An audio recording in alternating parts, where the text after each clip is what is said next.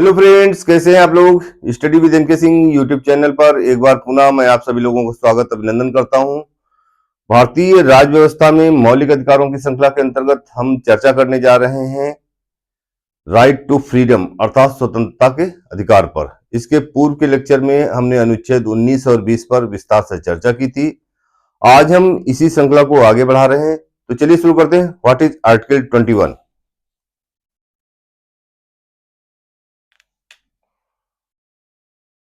Article 21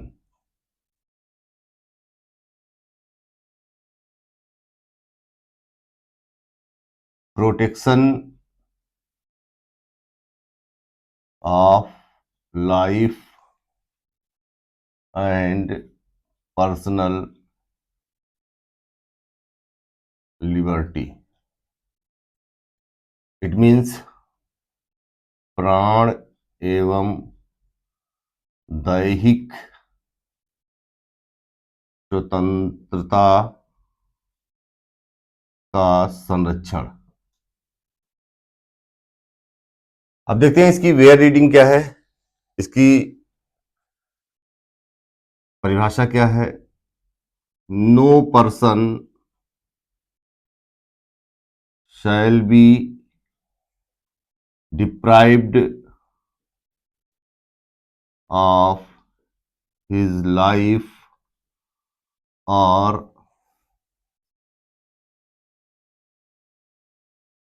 personal liberty except according to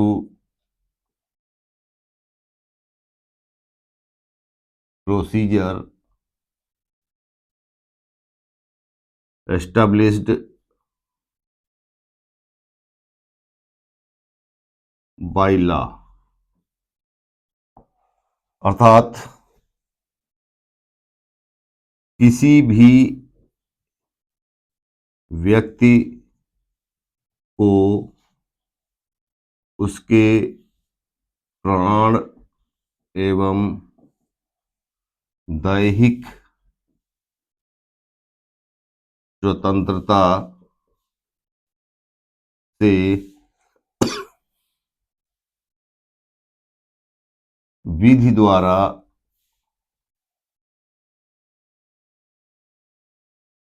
स्थापित प्रक्रिया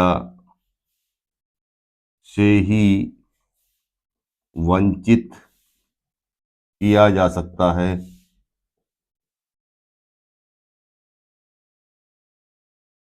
अन्यथा नहीं। अन्यथा नहीं। तो फ्रेंड्स, ये है इसकी परिभाषा कि किसी भी व्यक्ति को उसके प्राण एवं दैहिक स्वतंत्रता से विधि द्वारा स्थापित प्रक्रिया से ही वंचित किया जा सकता है, अन्यथा नहीं। अर्थात ये लाइन कहना यह चाह रही है कि राज्य यदि किसी व्यक्ति के प्राणों का हनन करना चाहता है, राज्य यदि किसी को डेथ पेनाल्टी डिक्लेयर करता है, राज्य यदि किसी को कैपिटल पनिशमेंट देना चाहता है, राज्य यदि किसी के जीवन को सीमित करना चाहता है, लिमिट करना चाहता है, जीवन जीने के अधिकार को लिमिट करना चाहता है, तो वो केवल और केवल विधि द्वारा स्थापित प्रक्रिया से ही ऐसा कर सकता है। विधि द्वारा स्थापित प्रक्रिया का मतलब जैसे कि किसी कोर्ट के द्वारा उसे फांसी की सजा सुनाई जाए, तभी वो राज्य इसके जीवन को छीन सकता है, अन्यथा नहीं। चर्चा को आगे बढ़ाते हैं। दिस फंडामेंटल राइट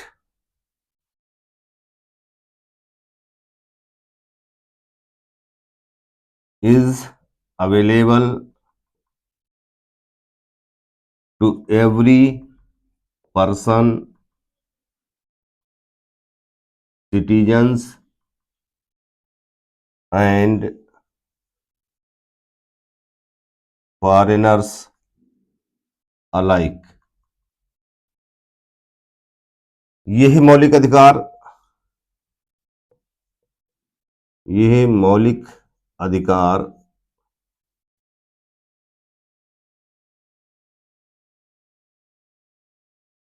प्रत्येक व्यक्ति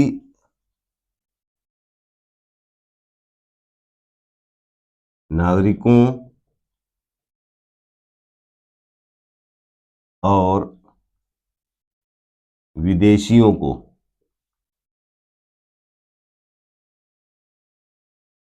समान रूप से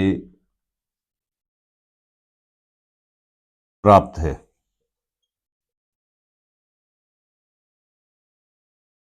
स्क्रीनशॉट लेना चाहते हैं तो ले सकते हैं, थोड़ी जगह खाली करते हैं।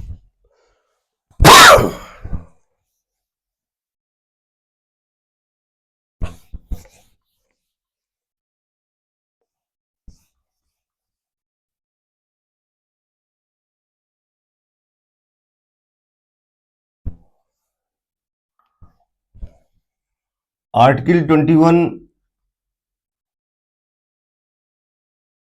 provides two rights.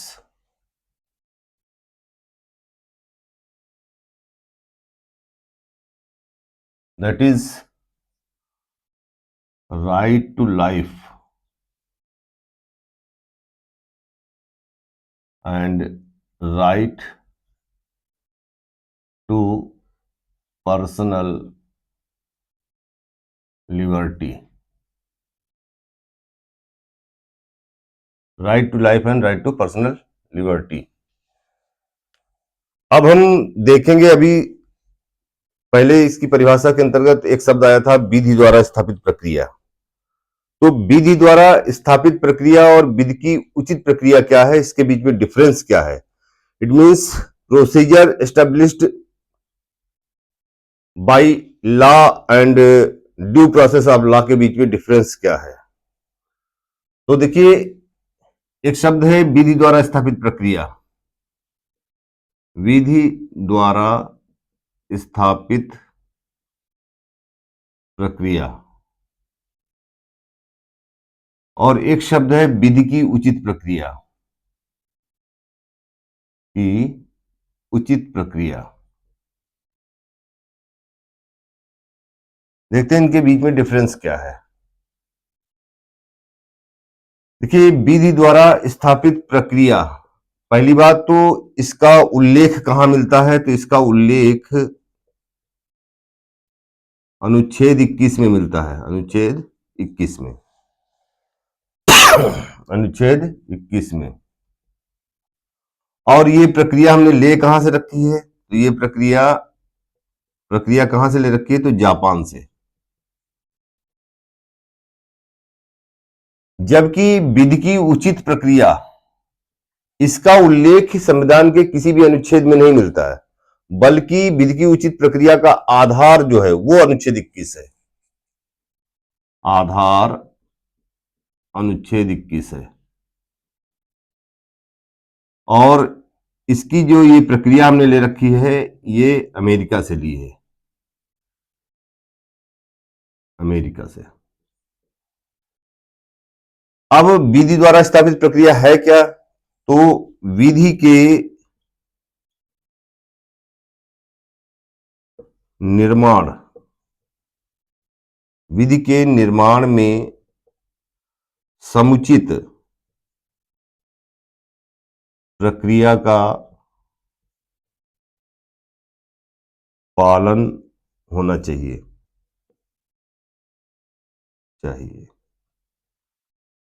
पहले लिख लेते हैं, इसके बाद हम समझाते हैं कि क्या है ये। यहां पर विधि के निर्माण में, विधि निर्माण में भले ही समुचित प्रक्रिया का पालन न हुआ हो, लेकिन विधि का उद्देश्य पवित्र होना चाहिए।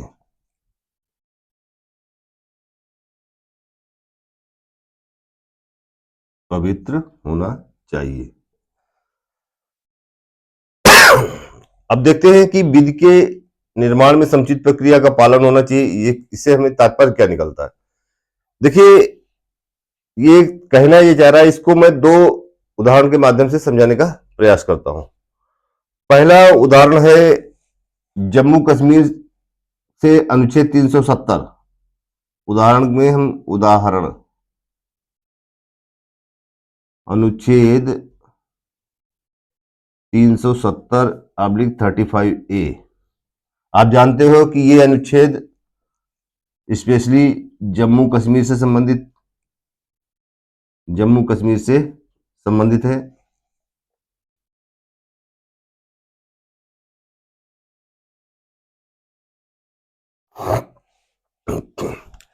देखिए, अनुच्छेद 370 में क्लियर कट लिखा हुआ है कि यदि राज्य जम्मू कश्मीर से धारा 370 अनुच्छेद 370 को हटाना चाहती है तो उसे जम्मू कश्मीर की विधानसभा से प्रायर परमिशन अर्थात पूर्व अनुमति लेनी पड़ेगी।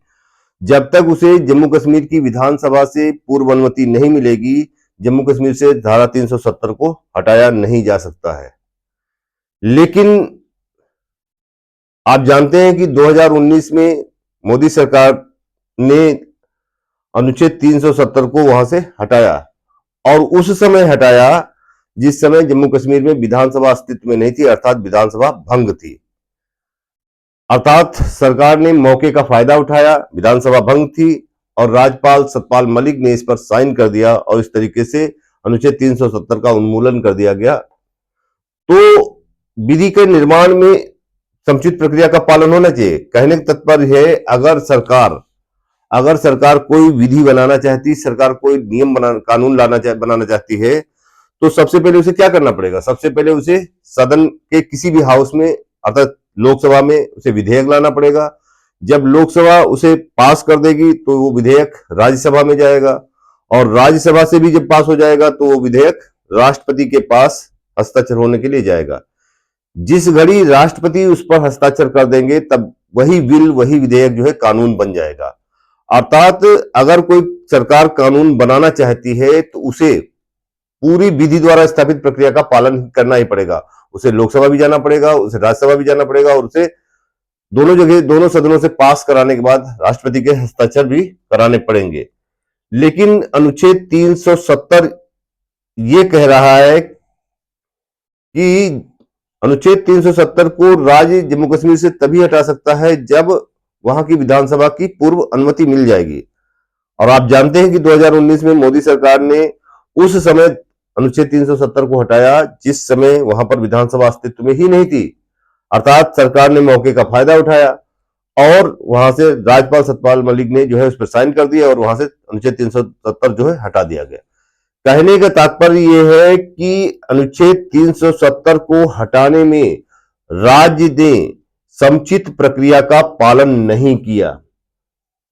जब जम्मू कश्मीर की तरफ से सुप्रीम कोर्ट में याचिका लगाई गई कि भाई हमारे इसमें तो क्लियर कट अनुच्छेद 370 में लिखा है कि इसे तभी हटाया जा सकता है जब जम्मू कश्मीर की विधानसभा से परमिशन मिल जाएगी, लेकिन यहां तो जम्मू कश्मीर की विधानसभा अस्तित्व में ही नहीं थी। तो इसका मतलब है राज्य ने, सरकार ने विधि के निर्माण में समुचित प्रक्रिया का पालन नहीं किया है, और अगर समुचित प्रक्रिया का पालन नहीं किया है तो इट मीन्स ये असंवैधानिक है। लेकिन अब वही सरकार ने सुप्रीम कोर्ट में अपना पक्ष रखा।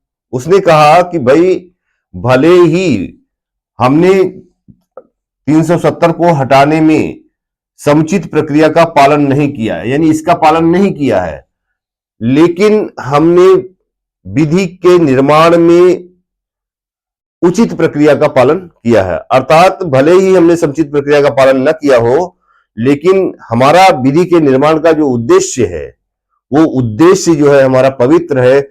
हमारा उद्देश्य है इक्वलिटी बिफोर लॉ का, अर्थात कानून के समक्ष सभी बराबर होंगे, किसी को कोई स्पेशल पैकेज नहीं होगा। तो भले ही हमने विधि के निर्माण में, कानून के निर्माण में समुचित प्रक्रिया का पालन नहीं किया है, लेकिन हमारा उद्देश्य पवित्र है। और आपको जानकर हैरानी होगी कि माननीय सुप्रीम कोर्ट ने इसे जायज ठहराया, वैध ठहराया। इसके एक उदाहरण तो ये जम्मू कश्मीर का है। दूसरा एक और उदाहरण मैं आपको महाभारत की उस घटना से जोड़ना चाहता हूं। आप जानते हैं कि कौरवों में सबसे बड़े युव राजकुमार दुर्योधन थे और पांडवों में सबसे बड़े युधिष्ठिर थे। अब इन दोनों को में से किसी एक को युवराज के पद पर चयनित करना था, तो इन दोनों की काबिलियत का परीक्षण किया गया। और वो काबिलियत का परीक्षण ये किया गया कि इनके सामने एक प्रश्न रखा गया। सबसे पहले दुर्योधन के सामने ये प्रश्न रखा गया कि मान लो कि एक ब्राह्मण है, एक क्षत्रिय, एक वैश्य और एक शूद्र, इन चारों लोगों ने हत्याएं की हैं, इन चारों लोगों ने हत्या का अपराध किया है, तो आप इनको किस प्रकार दंडित करेंगे? आपके अनुसार इनका दंड क्या होना चाहिए? तो दुर्योधन ने कहा कि भाई, सब चाहे वो ब्राह्मण हो, चाहे क्षत्रिय हो, चाहे वैश्य हो, चाहे शूद्र हो, क्योंकि चारों का अपराध समान है, इसलिए कानून कानून के समक्ष सभी बराबर हैं, इसलिए इन सभी को मृत्युदंड दिया जाना चाहिए। क्यों? और ये जो दुर्योधन का उत्तर था, ये वास्तव में विधि के निर्माण में जो है विधि द्वारा स्थापित प्रक्रिया का उदाहरण था कि कानून के समक्ष सभी बराबर हैं, चाहे वो ब्राह्मण हो, चाहे क्षत्रिय हो, चाहे वैश्य हो, चाहे शूद्र हो, सभी को समान दंड अर्थात मृत्युदंड दिया जाना चाहिए। ऐसा उत्तर था दुर्योधन का। लेकिन यही प्रश्न जब युधिष्ठिर से पूछा गया तो उन्होंने इसका उत्तर कुछ अलग दिया। उन्होंने कहा, जो शूद्र है, जो शूद्र वर्ण का है, आप जानते हैं कि शूद्र वर्ण को शिक्षा का अधिकार नहीं था उस समय में। शूद्र है वो अज्ञानी है, उसे ज्ञान नहीं है, उसे जो उसने अपराध किया है उसका ज्ञान नहीं है कि उसकी इंटेंसिटी क्या है, उसकी तीव्रता क्या है, उसका दुष्परिणाम क्या होगा। क्योंकि उस शूद्र ने अज्ञानतावश अपराध किया है, इसीलिए उसको कठोरतम दंड नहीं दिया जाना चाहिए। और उन्होंने कहा, जो ब्राह्मण है वो ज्ञानवान है, ज्ञानी है, उसने सब कुछ जानते हुए अपराध किया है, इसलिए ब्राह्मण को सबसे कठोर दंड दिया जाना चाहिए। अर्थात युधिष्ठिर ने जो बात कही वो विधि की उचित प्रक्रिया की को साबित करती है। तो फ्रेंड्स, ये कुछ उदाहरण थे जिनके माध्यम से हमने विधि द्वारा स्थापित प्रक्रिया और विधि की उचित प्रक्रिया के बीच के डिफरेंस को समझाया। अब हम चर्चा को आगे बढ़ाते हैं। अगर आप इसका स्क्रीनशॉट लेना चाहते हैं तो ले सकते हैं। थोड़ी जगह खाली करते हैं।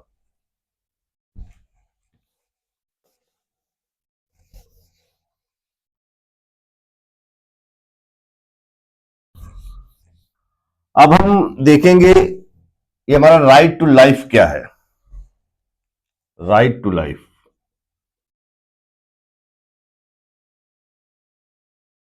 टू लाइफ अर्थात जीवन जीने का अधिकार क्या है?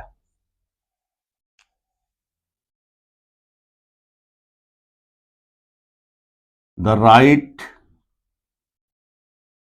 To life is not just about the right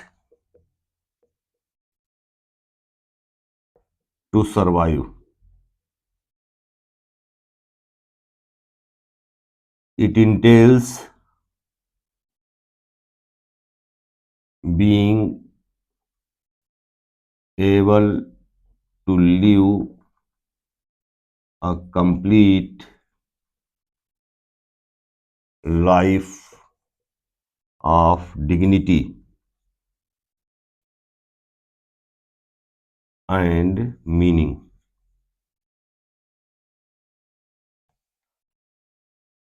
right to life कहना यह चाहता है कि जीवन का सिंपल तरीके से जीना, अर्थात पशुओं की तरीके से जीना कोई जीना नहीं है। अगर कोई व्यक्ति को जीवन जीने का अधिकार दिया जाता है तो केवल वो पाशविक जीवन जीने का अधिकार नहीं दिया जा सकता, अर्थात उसे गरिमापूर्ण जीवन जीने का अधिकार प्राप्त है। गरिमापूर्ण अर्थपूर्ण जीवन जीने का अधिकार प्राप्त है। ये लाइन जो है यही कहना चाहती है कि किसी भी व्यक्ति को केवल जीना है, केवल पाशविक रूप से जीने का अधिकार नहीं है, बल्कि उसे गरिमापूर्ण और अर्थपूर्ण जीवन जीने का अधिकार प्राप्त है। दूसरा है right to personal liberty.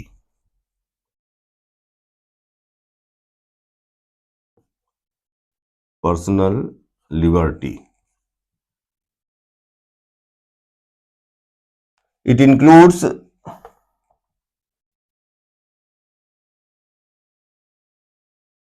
right to privacy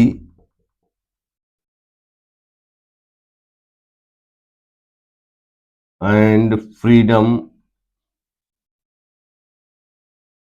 from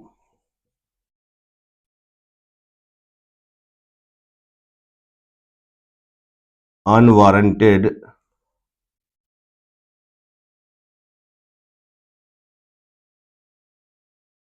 intrusion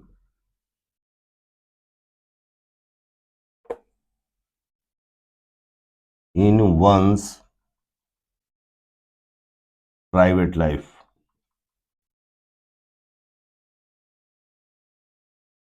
देखिए, ये है परिभाषा राइट टू पर्सनल लिबर्टी की। इसका मतलब है राइट टू पर्सनल लिबर्टी में निजता का अधिकार भी शामिल हो जाता है और किसी भी व्यक्ति के व्यक्तिगत जीवन में अनुचित रूप से जो घुसपैठ करने की आदत है उससे भी उसे मुक्त होना चाहिए, आजाद होना चाहिए उसे भी। अर्थात देखिए, जीने के लिए तो वास्तव में जीवन जीने का अधिकार क्या है? जीने के लिए तो घर के बाहर बैठा एक भिखारी वो भी जीवन जीता है, हम और आप भी जीवन जीते हैं। जीवन जीने का तात्पर्य ये साधारण तरीके से पाशविक जीवन जीना ही नहीं है, अर्थात हमें गरिमापूर्ण जीवन जीने का अधिकार है, हमें अर्थपूर्ण जीवन जीने का अधिकार है। और इस गरिमापूर्ण जीवन जीने के लिए अगर हमें शुद्ध पानी की आवश्यकता है तो ये शुद्ध पानी जो है ये अनुच्छेद 21 का भाग माना जाएगा। अगर हमें गरिमापूर्ण जीवन जीने के लिए आश्रय अर्थात रहने के लिए मकान की आवश्यकता है तो ये आश्रय राइट टू शेल्टर अर्थात आवास का अधिकार भी अनुच्छेद 21 का भाग माना जाएगा। इसी तरीके से गरिमापूर्ण जीवन जीने के लिए हमें शुद्ध हवा, शुद्ध पर्यावरण ये भी जो है अनुच्छेद 21 के भाग माने जाएंगे। हालांकि समय समय पर सुप्रीम कोर्ट ने इसका बहुत ही इलाबोरेशन किया है, बहुत ही विस्तार किया है और उसमें उन्होंने बहुत से फैक्ट्स जोड़े हैं तो यहां पर मैं कुछ लिस्ट देने जा रहा हूं कि किन किन चीजों को अनुच्छेद 21 का भाग सुप्रीम कोर्ट ने माना है। थोड़ी सी जगह खाली करते हैं।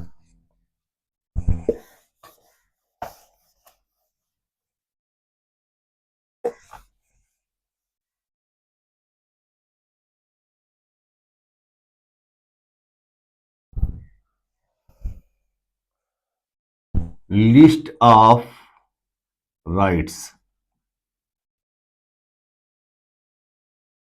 देखिए, संविधान का सबसे ज्यादा इंटरप्रेटेड और सबसे ज्यादा इलाबोरेटेड आर्टिकल अगर कोई है तो यही अनुच्छेद 21 है। सबसे ज्यादा बार व्याख्या अगर सुप्रीम कोर्ट ने की है तो अनुच्छेद 21 की ही की है। इसमें कौन कौन से राइट्स आते हैं उन पर हम चर्चा कर रहे हैं। पहला है राइट टू गो अब्रॉड अर्थात विदेश जाने का अधिकार, विदेश जाने का अधिकार।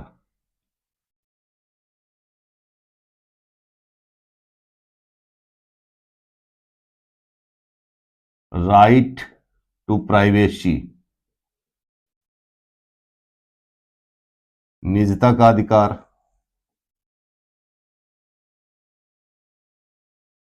निजता का अधिकार। राइट टू एजुकेशन शिक्षा का अधिकार।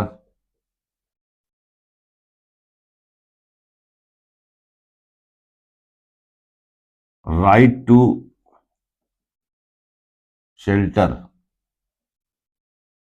आश्रय का अधिकार, आश्रय मीन्स आवास का अधिकार। Right to livelihood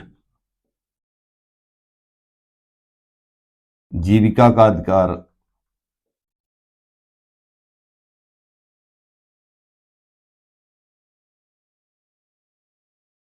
right to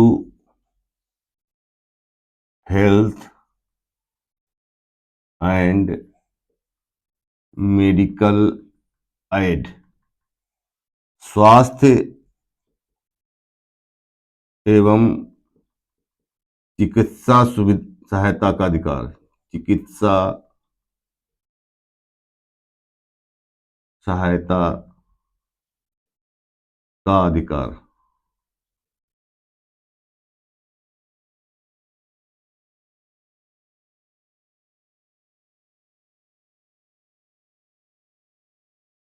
doctors assistance,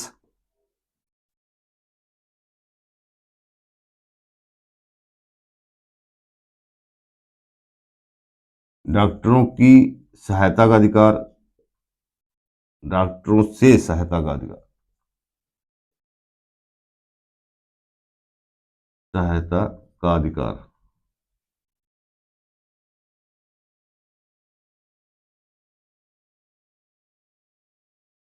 right to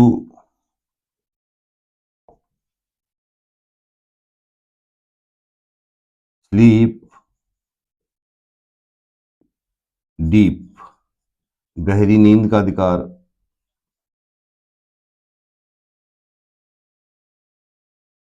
का अधिकार।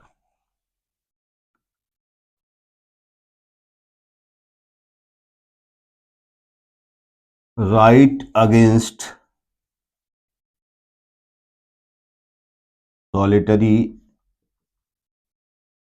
कन्फाइनमेंट, एकांत कारावास के विरुद्ध अधिकार, एकांत कारावास के विरुद्ध अधिकार।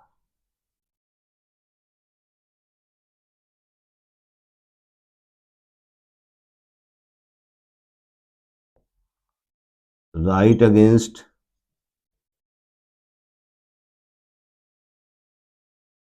हैंड कफिंग, अर्थात हथकड़ी लगाने के विरुद्ध, हथकड़ी लगाने के विरुद्ध अधिकार।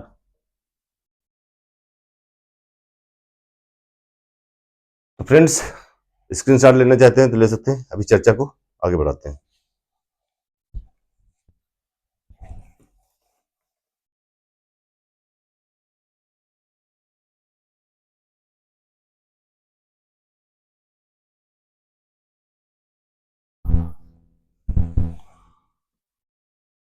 Right to delayed execution,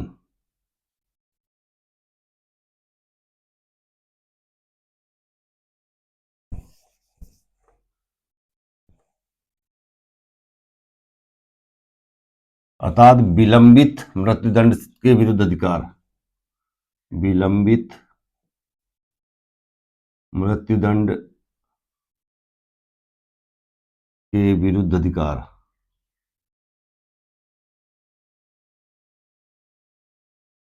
right against public hanging,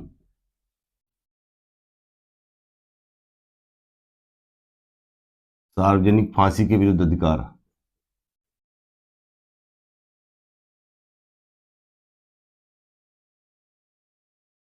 के विरुद्ध अधिकार।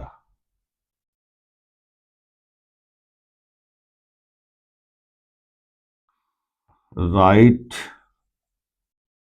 अगेंस्ट इनह्यूमन ट्रीटमेंट, अमानवीय व्यवहार के विरुद्ध अधिकार।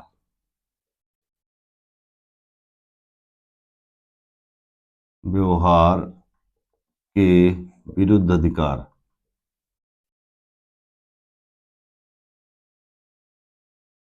तो ये समय समय पर माननीय सुप्रीम कोर्ट ने बहुत सारे विषयों को अनुच्छेद 21 का भाग माना है।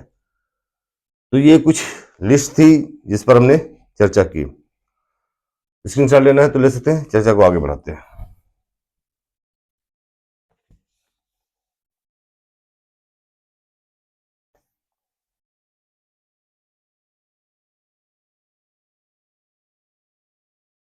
देखिए, अनुच्छेद 21 की परिभाषा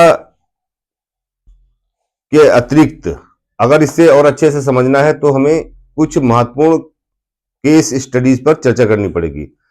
सबसे पहला केस आया था ए.के. गोपालन बनाम मद्रास राज्य 1950।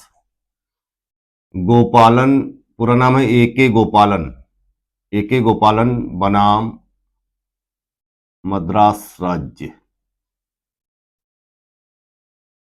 ये 1950 का। आप जानते हो ए.के. गोपालन केरल के एक बहुत ही पॉपुलर नेता थे, आप ऐसे कह सकते हो कि भावी मुख्यमंत्री थे।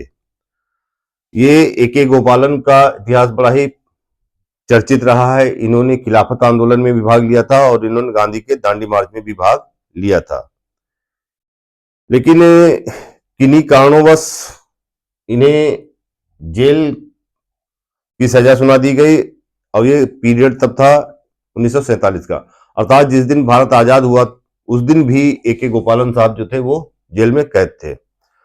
बाद में इनके जेल की अवधि को और बढ़ा दिया गया था, तो इसी को चैलेंज किया था सुप्रीम कोर्ट में।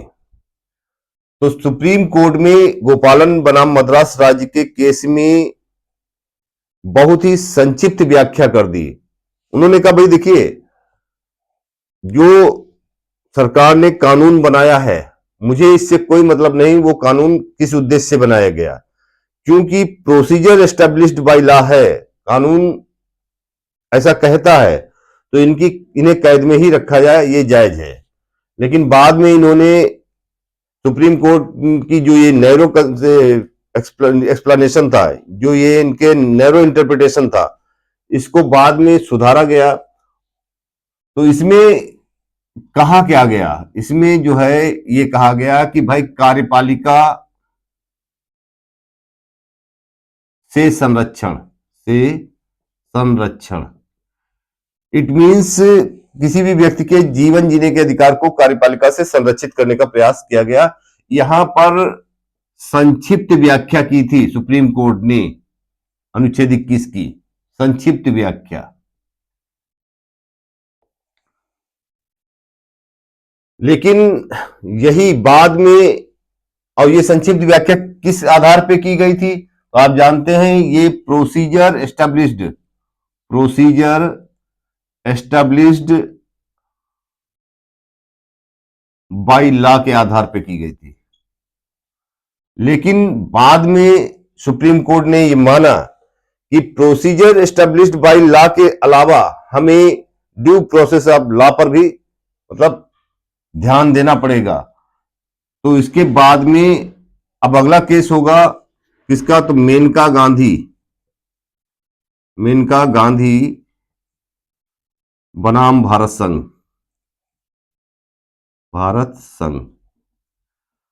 ये 1978 का केस है।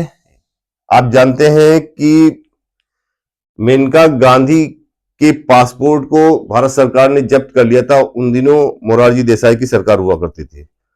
मोरारजी देसाई की सरकार को ऐसा लगा कि किसी न किसी मामले में मेनका गांधी संलिप्त हैं और ऐसा हो सकता है कि ये देश छोड़कर विदेश शिफ्ट हो जाए, तो इसलिए वो विदेश न जा पाए, तो सरकार ने उनके पासपोर्ट को जब्त कर लिया था। अब जब पासपोर्ट को जब्त कर लिया तो मेनका गांधी ने सुप्रीम कोर्ट का दरवाजा खटखटाया और उन्होंने ये आर्टिकल 21 का सहारा लिया। आप जानते हैं पासपोर्ट एक वो दस्तावेज होता है जो विदेश जाने के लिए बहुत ही अनिवार्य है। अब अगर पासपोर्ट ही जब्त कर लिया जाएगा, अगर कोई व्यक्ति विदेश नहीं जा पाएगा तो सही ढंग से जी भी नहीं पाएगा। इसलिए सुप्रीम कोर्ट ने यहां पर मेनका गांधी बनाम भारत संघ के केस में सुप्रीम कोर्ट ने क्या किया, तो सुप्रीम कोर्ट ने कहा कि the apex court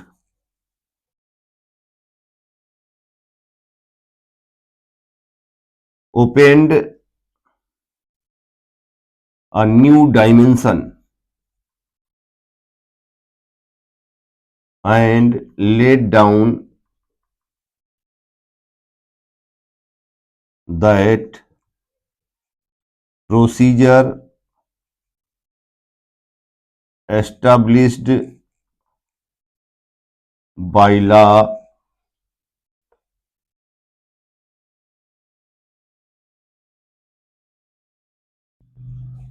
cannot be arbitrary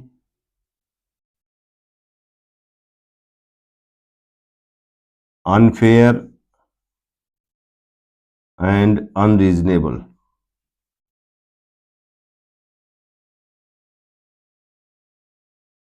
Maneka Gandhi के केस पे सुप्रीम कोर्ट ने, अपेक्स कोर्ट में सुप्रीम कोर्ट ने एक नया पेंडोरा बॉक्स खोल दिया है, एक नई ही बात कर दी। उन्होंने कहा भाई जो प्रोसीजर एस्टेब्लिश्ड बाय लॉ है वो आर्बिट्रेरी अर्थात मनमाना नहीं होना चाहिए, अनुचित नहीं होना चाहिए और अनरीजनेबल अतार्किक नहीं होना चाहिए। इसका मतलब जो प्रोसीजर है, अर्थात यहां पर उन्होंने ड्यू प्रोसेस ऑफ लॉ की बात की। इसकी ड्यू प्रोसेस ऑफ लॉ कहने सेंस ये है कि अब court procedure established by law को तो देखेगी ही देखेगी, साथ में ड्यू प्रोसेस ऑफ लॉ अर्थात किसी व्यक्ति के जीवन जीने के अधिकार को का हनन तो नहीं हो रहा, इन तमाम बिंदुओं पर भी अब कोर्ट जो है वो ध्यान देगी। इसके अलावा मेनका गांधी के केस में आप जानते हो कि जब मेनका गांधी ने 1978 में इसे चैलेंज किया तो सुप्रीम कोर्ट ने एक नया कंसेप्ट दिया और उसे हम बोलते हैं due process of law. Screenshot लेना है तो ले सकते हैं।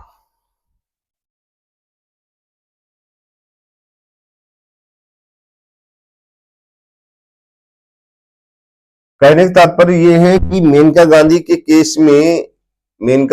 केस में कार्यपालिका प्लस विधायिका दोनों से संरक्षण अर्थात कार्यपालिका हो या विधायिका हो किसी व्यक्ति के जीवन जीने के अधिकार को सीमित नहीं कर सकता, उसे संक्षिप्त नहीं कर सकता, उसे छीन नहीं सकता।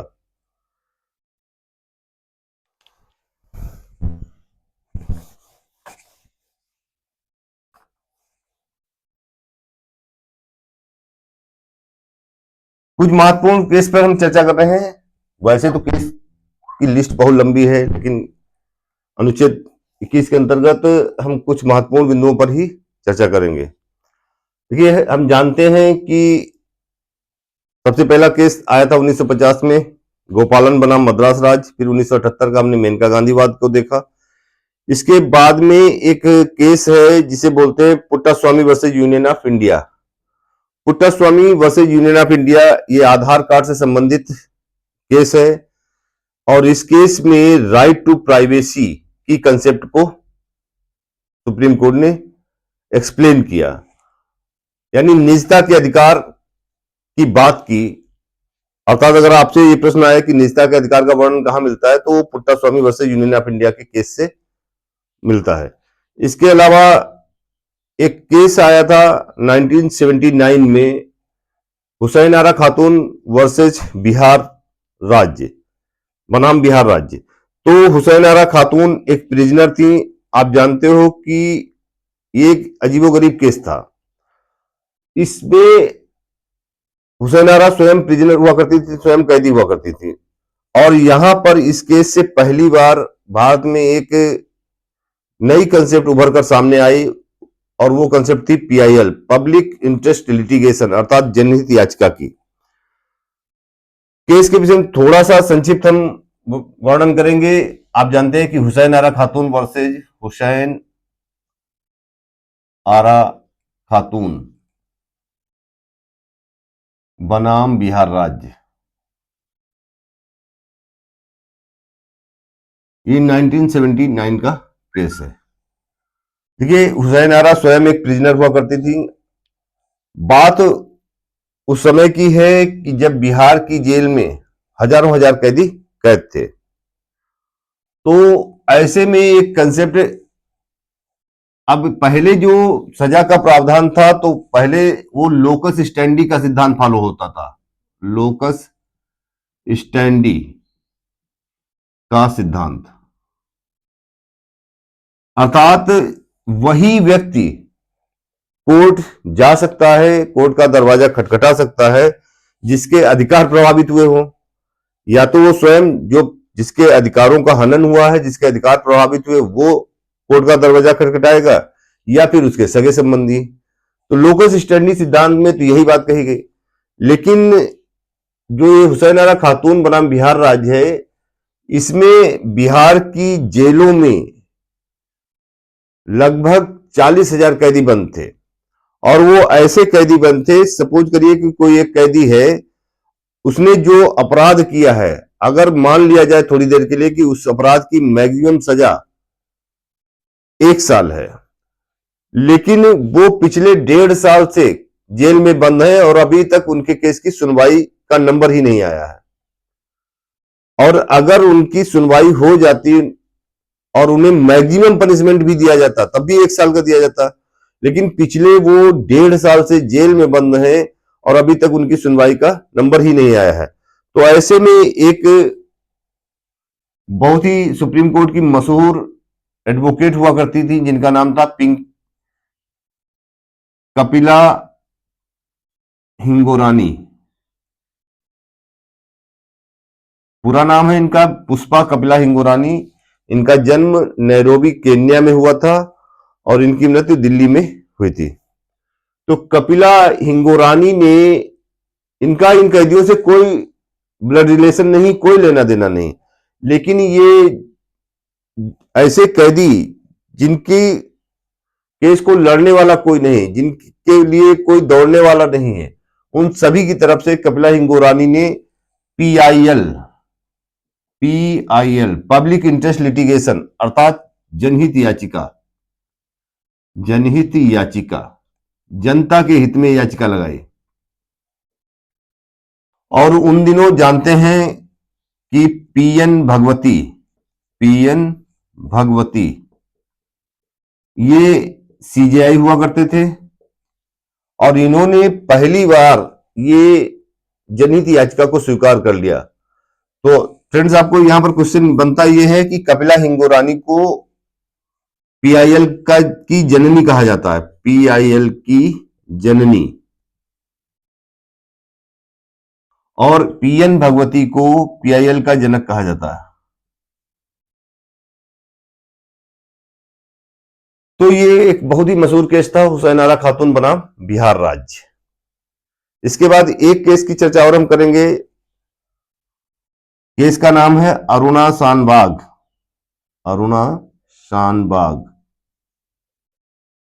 वर्सेज यूनियन ऑफ इंडिया बनाम भारत संघ।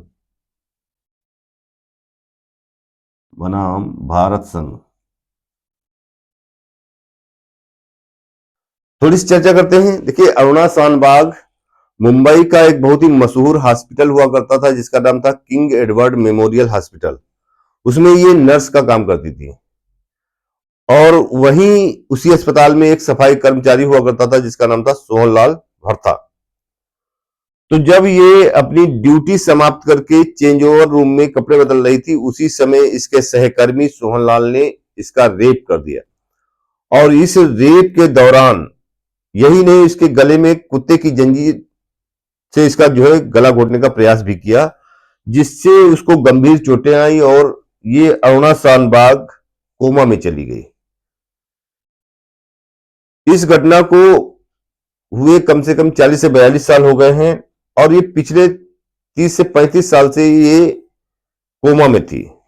तब एक समाज सेविका और मशहूर एडवोकेट पिंकी वीरानी ने इसकी तरफ से याचिका लगाई सुप्रीम कोर्ट में और उन्होंने सुप्रीम कोर्ट के सामने तथ्य ये रखा कि भाई, कोमा एक ऐसी अवस्था है जिसमें व्यक्ति ना तो सही ढंग से जी सकता है और ना ही वो मर सकता है। क्योंकि इसके कोमा से वापस बाहर आने की कोई उम्मीद नहीं दिखाई पड़ रही, एक लंबा अरसा हो गया इसको कोमा की स्थिति में, इसलिए इसे राइट टू डाई अर्थात इच्छा मृत्यु मीन्स यूथनेसिया दिया जाए। जब पिंकी वीरानी, इस केस में जो एडवोकेट हैं वो कौन है, पत्रकार भी हैं, वो एडवोकेट भी हैं, पिंकी वीरानी। इन्होंने कहा कि इस अरुणा शानबाग को यूथनेसिया दी जाए। यूथनेशिया इसका मतलब इच्छा मृत्यु। ये भी एक तरीके का पहला केस सुप्रीम कोर्ट के सामने आया, क्योंकि हमारा संविधान जीने का अधिकार तो देता है, मरने का अधिकार देते ही नहीं। अब बड़ी पसोपेश की स्थिति थी कि पहली बार इच्छा मृत्यु मांगी जा रही थी। तब सुप्रीम कोर्ट ने इस पर विस्तार से चर्चा की और इस पर ये सहमति बनाई कि यदि 4 डॉक्टरों का बोर्ड यह लिखकर दे दे कि भविष्य में इसके ठीक होने के कोई चांस नहीं है, तभी इसको इच्छा मृत्यु दी जा सकती है। तो ये कुछ केस थे जो अनुच्छेद 21 से जिनका सीधे संबंध था, उन पर हमने चर्चा की। इन केसों में महत्वपूर्ण केस जैसे मेनका गांधी का केस है, AK गोपालन का केस है, इसके अलावा हुसैन आरा खातून का केस है, अरुणा शानबाग का केस है। ये तमाम केस जो हैं ये अनुच्छेद 21 से संबंधित हैं। ये चर्चा यहीं पर सीमित नहीं है, केस तो बहुत सारे हैं, लेकिन सभी केसों को एक अनुच्छेद के अंतर्गत नहीं पढ़ा जा सकता है। इसलिए जो महत्वपूर्ण थे उन पर हमने विस्तार से चर्चा की और मुझे आशा है कि आप लोगों को ये अनुच्छेद अच्छे से समझ में आया होगा। अगर आपको वीडियो अच्छा लगा हो तो इसे लाइक करें, शेयर करें और सब्सक्राइब करें। मिलते हैं नेक्स्ट वीडियो में, तब तक के लिए जय हिंद।